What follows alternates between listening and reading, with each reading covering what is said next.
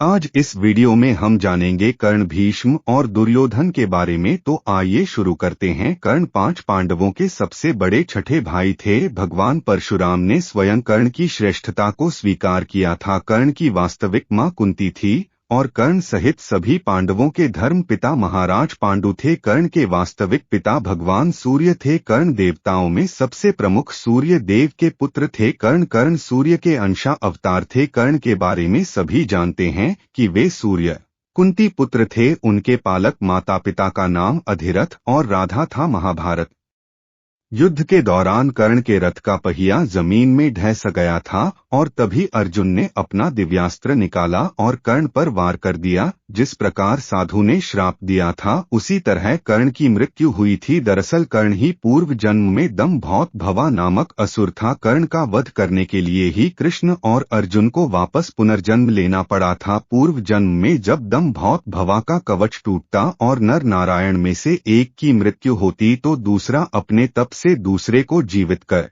देता और दम बहुत भवा से युद्ध करने लगता। तब तक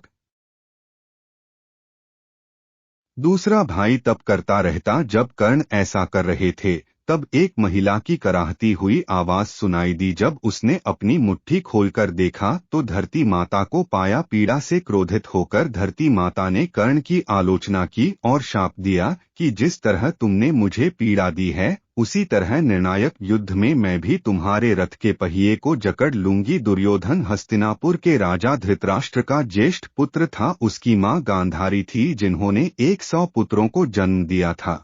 दुर्योधन कलयुग का अंशा अवतार था। कलयुग का तात्पर्य वर्तमान युग से है जिसमें धर्म व सत्य अच्छाई का लोप होता रहता है और बुराइयां बढ़ती जाती हैं। इसलिए दुर्योधन दुष्ट प्रवृत्ति का था। दुर्योधन अधर्मी, जिद्दी और मूर्ख भी था। वह गांधारी और धृतराष्ट्र का पुत्र एवं कर्ण का मित्र था, परंतु वह अधिकतर बातें अपने मामा शकुनी की ही मानता था। दुर्योधन की जिद, अकार और लालच ने लोगों को युद्ध की आग में झोंक दिया था। इसलिए दुर्योधन को महाभारत का खलनायक कहा जाता है। जब कर्ण मारा गया तो दुर्योधन ने उसकी मृत्यु पर बहुत शोक मनाया, यहाँ तक कि अपने भाइयों की मृत्यु से भी अधिक शोक मनाया और वह बहुत दुखी था। जब कर्ण की पहचान उसके सामने आई तो दुर्योधन का कर्ण के प्रति प्रेम और बढ़ गया और ऐसा कहा जाता है कि कर्ण का अंतिम संस्कार पांडवों ने नहीं बल्कि उसने ही किया था। दुर्योधन का जन्म धृतराष्ट्र की पत्नी गांधारी को महर्षि वेदव्यास ने 100 पुत्रों की माता होने का वरदान दिया था। समय आने पर गांधारी को गर्भ ठहरा लेकिन वह 2 वर्ष तक पेट में रुका रहा। घबराकर गांधारी ने गर्भ गिरा दिया। उसके पेट से लोहे के गोले के समान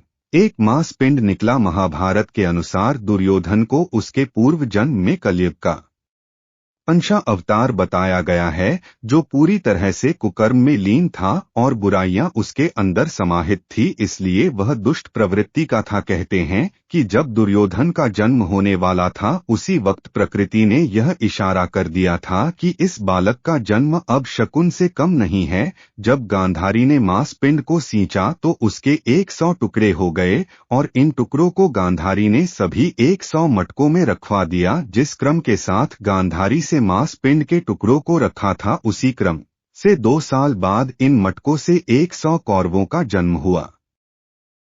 भीष्म पितामह के बचपन का नाम था देवव्रत। पौराण कथा के अनुसार भीष्म पितामह राजा शांतनु और देवी गंगा के पुत्र थे। उनके जन्म के बाद देवी गंगा ने उन्हें देवव्रत नाम दिया गया था। देवव्रत ने महर्षि परशुराम से शास्त्र विद्या प्राप्त की जिसके बाद देवी गंगा देवव्रत के उनके पिता राजा शांतनु के पास ले गई थी। जब मां गंगा ने भीष्म को बुलाया तो इसका अर्थ था कि उनका समय समाप्त हो गया था और उन्हें अपने प्राण त्यागने थे। भीष्म को शरशय्या पर सोना पड़ा जिसका अर्थ है कि उन्हें अपने शरीर को तीरों पर रखकर सोना पड़ा जो उनके ब्रह्मचर्य के व्रत का प्रतीक था। इस कारण से 78 दिनों तक पीड़ा सहने के बाद भी भीष्म पितामह ने अपने प्राण को रोक रखा और सूर्य उत्तरायण के दिन अपने शरीर का त्याग किया। सूर्य उत्तरायण के दिन भीष्म की मृत्यु हुई थी। इस वजह से सूर्य उत्तरायण के दिन भीष्म अष्टमी बनाई जाती है। पौराणिक मान्यता अनुसार मृत्यु के समय भीष्म की आयु 150-200 वर्ष के बीच थी। भीष्म पितामह की आखिरी इच्छा क्या थी? भीष्म पितामह की आखिरी इच्छा थी कि